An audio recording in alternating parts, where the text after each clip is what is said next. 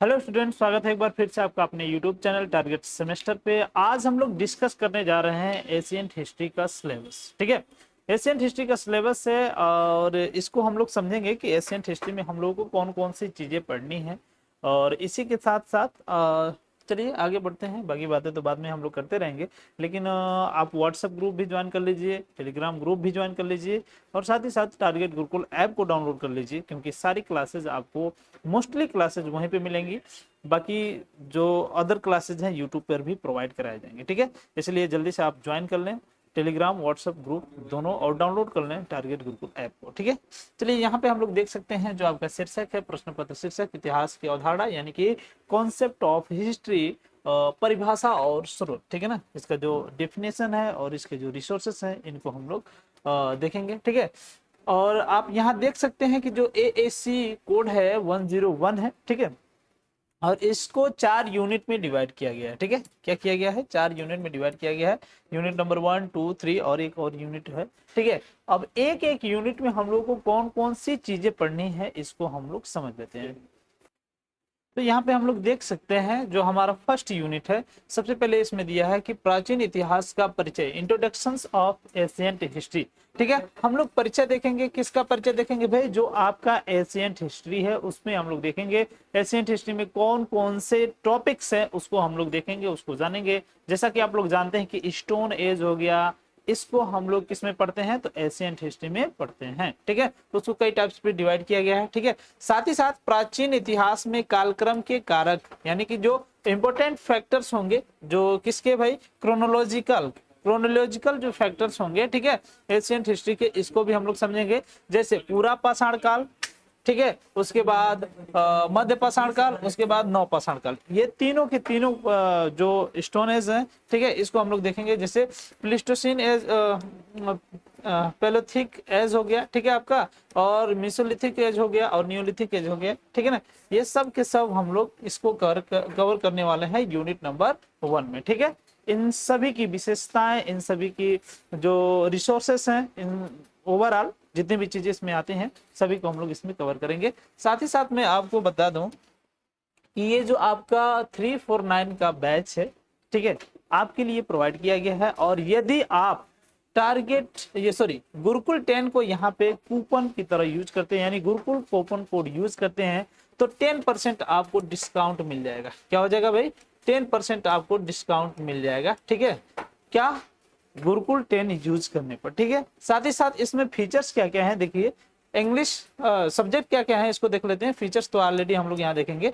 English है, हिंदी है, geography, history, sociology, political science और इकोनॉमी, ये आपके सब्जेक्ट हैं इस बैच में। साथ ही साथ जो इंपॉर्टेंट फीचर है वो है थ्योरी क्वेश्चंस। ठीक है ना, थ्योरी क्वेश्चंस भी आपको दिए जाएंगे। जैसा कि आप लोग जानते हैं कि अब तक जो DDU आपका एग्जाम लेने वाला था, जो उन्होंने अनाउंस किया था, वो लिखित वाला था, यानी कि डिस्क्रिप्टिव हम लोग को पढ़ना था। लेकिन अब उसका पैटर्न बदल चुका है, यानी कि जो पुराना पैटर्न था MCQ पैटर्न, वही पैटर्न फिर से लागू कर दिया गया है। ये क्लियर है, श्योर है, DDU यूनिवर्सिटी ओनली। ठीक है, तो ये चीज आपको ध्यान रखना है। तो हालांकि थ्योरी क्वेश्चंस जो अगर जरूरी होंगे थ्योरी के लिए, जो आपका कॉन्सेप्ट पढ़ाया जाएगा उसको भी आपको बताया जाएगा। साथ ही साथ आपके क्लास नोट्स और PDF मिल जाएंगे, ये सब के सब मिलेंगे आपको ऐप पर। ठीक है, इंपॉर्टेंट MCQ भी दिए जाएंगे, ये आपके लिए बहुत जरूरी है क्योंकि आपका एग्जाम MCQ पैटर्न है।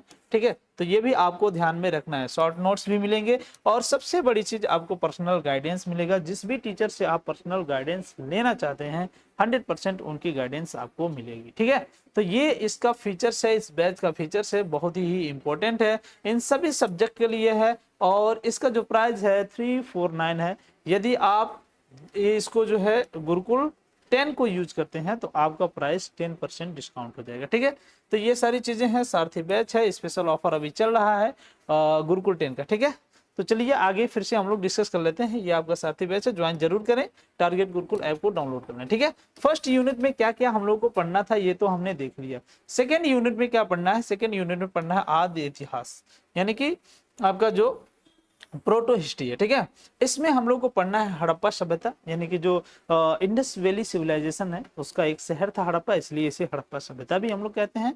ठीक है, इसको भी हम लोग देखेंगे। उसके बाद वैदिक एज, यानी कि जो वैदिक काल है, और साथ ही साथ उत्तर वैदिक संस्कृति। ठीक है ना, वैदिक एज और उत्तर वैदिक संस्कृति, यहाँ पे आप देख सकते हैं वैदिक और पोस्ट वैदिक, ठीक है, ये भी हम लोग पढ़ेंगे। इसकी जो संस्कृति है इसको भी हम लोग पढ़ेंगे, यानी कि वैदिक एज में कौन कौन सी चीजों को महत्व दिया जाता था, किस प्रकार के वहाँ कल्चर्स थे, ये सारी चीजें हम लोग पढ़ेंगे इसमें, ठीक है। साथ ही साथ ये देखिए 600 बीसी से लगायत और 1200 एडी के बीच में जितनी भी घटनाएं हैं इन सभी को हम लोग को पढ़ना है इस पेपर में, ठीक है। आगे बढ़ जाते हैं, यूनिट नंबर 3 में देख लेते हैं क्या है भाई। तो यूनिट नंबर 3 में है आपका पुरातत्व संसाधन, पुरालेख, मुद्रा शास्त्र, कला और वास्तुकला।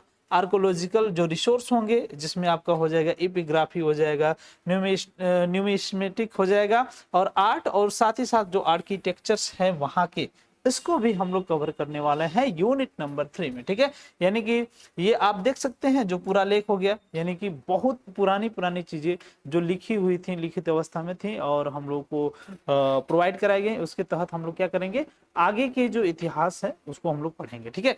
उसके बाद आपका ये मुद्रा शास्त्र है, यानी कि कब से मुद्रा बनाया गया, उसका प्रचलन किस प्रकार से हुआ, कैसे अस्तित्व में है, इसको भी हम लोग पढ़ेंगे। कला और वास्तुकला, वास्तुकला और कला आप लोग देख सकते हैं आज वर्तमान समय में ताजमहल जैसी चीजें हैं, लाल किला जैसी चीजें हैं, ये सब आर्किटेक्चर्स में आ जाती हैं, परंतु उस समय किस प्रकार की आर्किटेक्चर थे इसको भी हम लोग को पढ़ना है यूनिट नंबर 3 में, ठीक है। चलिए आगे देख लेते हैं। यूनिट नंबर 4 है साहित्यिक संसाधन।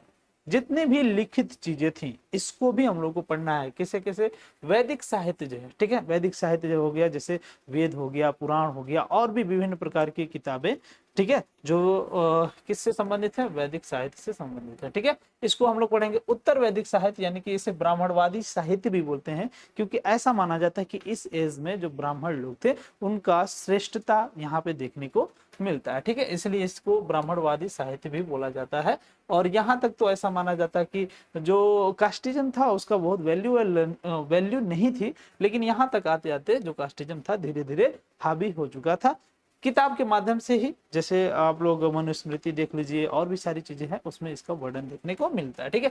आगे देखते हैं हम लोग बौद्ध साहित्य। बौद्ध साहित्य में विभिन्न प्रकार की किताबें हैं, जैसे त्रिपिटक हो गया, और उसमें जो है विनय पिटक, सुत्त पिटक, और भी सारी चीजें हैं, और जो महात्मा बुद्ध से रिलेटेड जितनी भी चीजें किताबें हैं वो सब इसमें हम लोग पढ़ेंगे, ठीक है, साहित्य को पढ़ेंगे। साथ ही साथ जो जैनिज्म है, जैसे आगम जैसी किताबें हो गई, ठीक है ना, और भी विभिन्न प्रकार की किताबें हम लोग पढ़ेंगे। और विदेशी लेख, जो विदेशी भारत में आए, ठीक है, भारत में आए और उन्होंने अपनी जो किताबें लिखी, कौन कौन सी किताबें लिखी और उस किताब में भारत के लिए क्या क्या लिखा, इसको भी हम लोग पढ़ेंगे यूनिट नंबर 4 में, ठीक है। आपके सिलेबस में सिर्फ इतना ही, ठीक है। इन सभी चीजों को हम कोर्स में पढ़ेंगे, जो सारथी बैच है आपका उसमें हम लोग कवर करेंगे। साथ ही साथ यूट्यूब पे भी आपको देखने को मिल जाएगा, ठीक है। आज के लिए सिर्फ इतना ही, मिलते हैं नेक्स्ट वीडियो में, तब तक के लिए बाय।